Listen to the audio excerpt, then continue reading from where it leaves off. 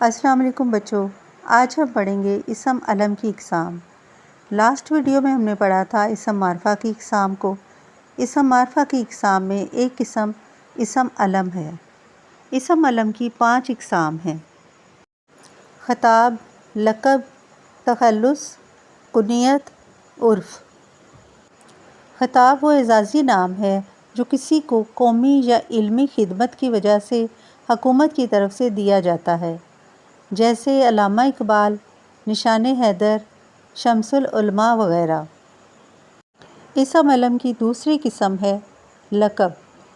لقب وہ خاص نام ہے جو کسی خوبی کی وجہ سے مشہور ہو جائے، جیسے کلیم اللہ حضرت موسیٰ علیہ السلام کا لقب ہے، ذبیح اللہ حضرت اسماعیل علیہ السلام کا لقب ہے، اور سید الشہداء حضرت امام حسین کا لقب ہے۔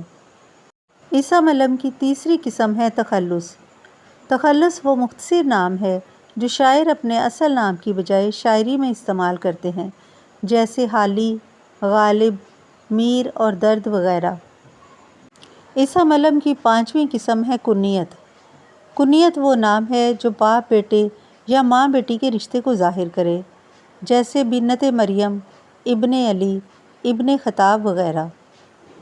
عرف ایسا نام ہے جو محبت یا حقارت کی وجہ سے لوگ یا گھر والے پکارتے ہیں، جیسے کاشی، مانی، پپو وغیرہ۔